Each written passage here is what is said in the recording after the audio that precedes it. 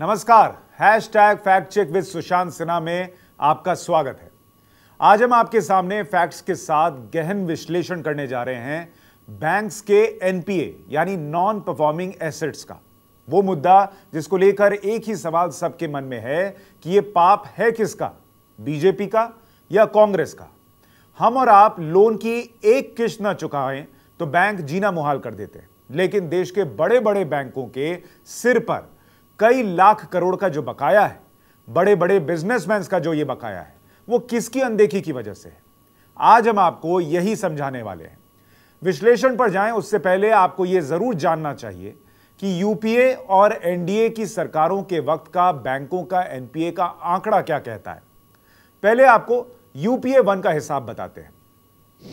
कांग्रेस जब 2004 में सत्ता में आई, तब यानी 2004-2005 का एनपीए 57,396 करोड़ का था, जो 2008-2009 आते आते बढ़कर 69,954 करोड़ यानी बैंकों का एनपीए करीब 12,000 करोड़ रुपए बढ़ गया इन 5 सालों में। अब बात करते हैं यूपीए 2 की, यानी 2009 से 2014 के बीच की।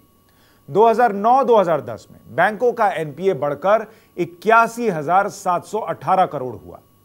2010-2011 में यानी एक ही साल में यह करीब 12,000 करोड़ बढ़कर 93,997 करोड़ तक पहुंच गया। 2011-12 में बैंकों के एनपीए में जबरदस्त उछाल आई। बैंकों का एनपीए एक साल में करीब 43,000 करोड़ रुपए बढ़ गया और 1,36,968 करोड़ के आंकड़े तक पहुंच गया। 2012-13 में बैंकों का एनपीए 1,92,769 करोड़ हुआ और 2013-14 तक बढ़कर 2,63,000 करोड़ के आंकड़े को पार कर गया। यानी यूपीए के 10 साल के कार्यकाल को अगर आप देखेंगे तो बैंकों के एनपीए में करीब 2 लाख करोड़ से ज्यादा का इजाफा हुआ इन 10 सालों में। यह भी याद रखिएगा कि यह वो दौर था जब बैंकों ने छूट कर कर्ज बांटे। इसके विश्लेषण पर आऊंगा, लेकिन उससे पहले एनपीए के आंकड़ों को लेकर मोदी सरकार का रिकॉर्ड क्या कहता है वो देख लेते हैं। मोदी सरकार के बीते 4 साल में 2014-15 में बैंकों का एनपीए बढ़कर 3,22,916 करोड़ हुआ। 2015-16 में आश्चर्यजनक तौर पर बैंकों का एनपीए करीब 2.25 लाख करोड़ बढ़ गया और करीब 6,11,607 करोड़ तक पहुंच गया। और यह उछाल 2016-17 में भी जारी रही और बैंकों का एनपीए बढ़कर 7,90,268 करोड़ तक पहुंच गया। यह मोदी सरकार का हाल है। ग्रॉस एनपीए के ये सारे आंकड़े आरबीआई के हैं और अगर सिर्फ और सिर्फ इन आंकड़ों को देखिएगा तो आपको यह लगेगा या आपका निष्कर्ष यह होगा कि यूपीए के मुकाबले एनडीए के राज में सूट बूट वालों की ऐश रही और इसीलिए बैंकों का लोन लेकर न लौटाने का चलन बढ़ा और बैंकों का एनपीए मोदी सरकार के वक्त बढ़ता चला गया। यह आपका शुरुआती विश्लेषण हो सकता है इन आंकड़ों को देखकर, लेकिन यहीं पर हम आपके सामने फैक्ट्स के साथ विश्लेषण रखना चाहेंगे जो आपको बताएगी कि तस्वीर इससे बिल्कुल उलट है। सच यह है कि मोदी सरकार में बैंकों के एनपीए बढ़ने की वजह यह है कि पहली बार बैंकों के सड़ चुके सिस्टम की सफाई शुरू हुई। एनपीए के जो आंकड़े दबाकर रखे जाते थे उन्हें बाहर लाया गया और मिली भगत का जो खेल चल रहा था उसे रोका गया। यानी साधारण शब्दों में आपको समझाऊं तो बड़े बड़े उद्योगपतियों के जो लोन एनपीए में तब्दील होने शुरू हुए वो पहले से ही एनपीए थे, लेकिन यूपीए सरकार के वक्त उन्हें या तो कागजों पर दिखाने से बचाया गया या फिर दूसरे तरीकों से उसे टाला गया ताकि वो एनपीए ना दिखे। यह कैसे हुआ उसे फैक्ट्स के साथ समझिए जरा। आरबीआई बताती है कि 2015 में AQR यानी एसेट क्वालिटी रिव्यू को सख्ती से लागू किया गया। यानी बैंकों से कहा गया कि आपने जो एडवांस यानी कर्ज दे रखे हैं उसकी वापसी की क्या गुंजाइश है, इसका सख्ती से रिव्यू कीजिए और इसकी जानकारी साझा कीजिए। यह पहली बार था कि बैंकों पर सख्ती से इसका दबाव बनाया गया। नतीजा यह हुआ कि एक बैंक ने अगर किसी को लोन दिया हुआ था और वो एनपीए में शामिल हुआ इस रिव्यू की वजह से, तो उसी व्यक्ति या कंपनी को दूसरे बैंकों के लोन भी एनपीए की लिस्ट में शामिल होने लगे। और इसीलिए आपने गौर किया होगा कि जब मैं आपको पहले एनपीए के आंकड़े बता रहा था तो 2015 के बाद एनपीए के आंकड़ों में जबरदस्त उछाल आपको दिखी थी। इतना ही नहीं, बड़े बड़े लोन्स को रीस्ट्रक्चर्ड एडवांस दिखाकर उसे एनपीए में जाने से बचाने का चला आ रहा पुराना सहानुभूति का खेल भी सख्ती से रोक दिया गया 2015 के बाद। और इसीलिए बैंक्स के एनपीए की सालों से छुपी हुई असली तस्वीर 2015 के बाद सामने आने लगी। अब यूपीए के जमाने में सूट बूट वालों को फायदा पहुंचाने का जो खेल चल रहा था वो आपको समझाते हैं। आरबीआई के डिप्टी गवर्नर ये बताते हैं कि 2009 से 2012 के छोटे से वक्त में जो एक्सेसिव लेंडिंग हुई, यानी जरूरत से कहीं ज्यादा कर्ज दिया गया, वो वजह बनी बैंकों के स्ट्रेस्ड अकाउंट की, यानी एक तरह से एनपीए के बढ़ते चले जाने की वजह यही थी। आरबीआई के आंकड़ों के मुताबिक कांग्रेस सरकार में 31 मार्च 2008 से 31 मार्च 2014 के बीच बैंकों ने करीब 43 लाख करोड़ का कर्ज बांट दिया। लेकिन सवाल यह है कि फिर जो एनपीए के आंकड़े 2015 में सामने आने लगे वो पहले कैसे छिपे रहे? इसका खेल आरबीआई के डिप्टी गवर्नर रहे केसी चक्रवर्ती ने 2012 में अपने कार्यकाल के दौरान ही समझाया था। दरअसल बैंकों के एनपीए छुपाने के पीछे जरिया बनाया गया लोन रीस्ट्रक्चरिंग को। यह होता क्या समझिए, अगर कभी आर्थिक संकट का दौर हो तो बैंकों को इस बात की आजादी होती है कि वो किसी एनपीए अकाउंट या ऐसा अकाउंट जो एनपीए हो सकता है उसकी लोन की शर्तों में कुछ ढील कर दे और उसे ठीक ठाक अकाउंट यानी स्टैंडर्ड अकाउंट की कैटेगरी में ही रखें, उसे एनपीए ना होने दें।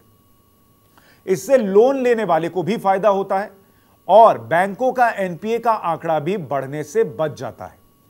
यूपीए 2 के जमाने में यह काम धड़ल्ले से हुआ और इसलिए जो अकाउंट तभी एनपीए हो जाने चाहिए थे वो सालों साल बचे रहे, एनपीए की लिस्ट में शामिल ही नहीं हुए। आरबीआई के तात्कालिक डिप्टी गवर्नर कहते हैं कि बैंकों ने जो लोन रीस्ट्रक्चरिंग की उसमें पारदर्शिता की जबरदस्त कमी थी। उन्होंने समझाया कि अगर वाकई आर्थिक संकट की वजह थी बड़े पैमाने पर लोन्स को एनपीए की कैटेगरी में न डालकर उन्हें रीस्ट्रक्चर करके सामान्य अकाउंट बनाए रखने की, तो यह सिर्फ सरकारी बैंकों में बड़े पैमाने पर क्यों हुआ, प्राइवेट और फॉरेन बैंक्स में क्यों नहीं हुआ? आर्थिक संकट तो उनके लिए भी होना चाहिए था। अगर आर्थिक संकट था तो सबके लिए होना चाहिए था ना, सिर्फ सरकारी बैंकों के लिए नहीं।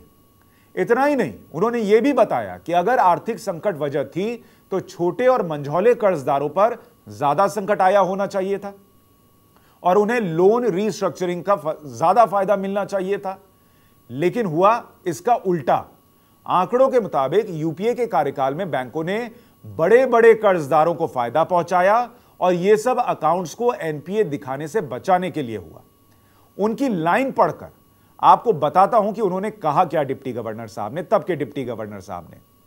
उन्होंने कहा कि when it comes to loan restructuring our banks have a substantial bias towards more privileged borrowers, यानी हमारे बैंक्स ने उनके लिए सहानुभूति दिखाई जो बड़े बड़े कर्ज लेने वाले लोग थे। आगे वो कहते हैं, it seems to suggest that restructuring of accounts, जो मैं आपको बता रहा था एक जरिया था एनपीए में न जाने से बचाने का, कि restructuring of accounts is being restored to avoid classification of accounts as NPA. यानी तब के डिप्टी गवर्नर ने 2012 में यह कहा कि अकाउंट्स को एनपीए के खाते में जाने से बचाने के लिए लोन की रीस्ट्रक्चरिंग की गई और बड़े बड़े लोगों ने जो लोन ले रखा था उनको फायदा पहुंचाया गया, यह लगता है। आंकड़े बताते हैं कि 2010 में 1,36,426 करोड़ की रकम रीस्ट्रक्चर कर दी गई जो कि एनपीए में तब्दील हो सकती थी। 2012 में यह बढ़कर 2,18,000 करोड़ से भी ज्यादा हो गई। यानी मोटे तौर पर यह समझिए कि यूपीए के राज में बैंकों ने जो हद से ज्यादा लोन बेहद कम वक्त में बांटे और एनपीए के आंकड़े छुपाने के जो तरीके अपनाए, उसी का नतीजा है कि आज देश का बैंकिंग सिस्टम एनपीए के बोझ तले यूं दबा हुआ है। मन में सवाल यह उठता है कि मनमोहन सिंह इतने बड़े अर्थशास्त्री थे और उनकी आंखों के सामने यह सब होता रहा और क्या उनको पता ही नहीं चला, या फिर जानबूझकर सूट बूट वालों को फायदा पहुंचाया जाता रहा। 2015 में जिस तरह से बैंकों पर दबाव बनाकर एनपीए के सही आंकड़े बाहर लाए गए, सिस्टम को ठीक करने की कोशिश की गई और फिर इंसॉल्वेंसी एंड बैंकरप्सी कोर्ट के जरिए बैंकों का फंसा पैसा वापस लाने की कवायद तेज की गई, वो पहले क्यों नहीं हुई? देश के सिर पर जो लाखों करोड़ का एनपीए का बोझ छोड़कर क्यों गई कांग्रेस सरकार और क्यों गए महान अर्थशास्त्री मनमोहन सिंह जी? ये सवाल आज भी कायम है। इसी के साथ hashtag fact check with Sushant Sinha में आज के लिए इतना ही। आप मुझसे ट्विटर पर मेरे ट्विटर हैंडल @sushant_b_sinha पर मुझे फॉलो करके जुड़ सकते हैं मुझसे। साथ ही यूट्यूब पर इन खबर को फॉलो करके हैशटैग विद सुशांत सिन्हा के सारे एपिसोड्स आप देख सकते हैं और अपडेट्स पा सकते हैं। आज के लिए इतना ही। नमस्कार।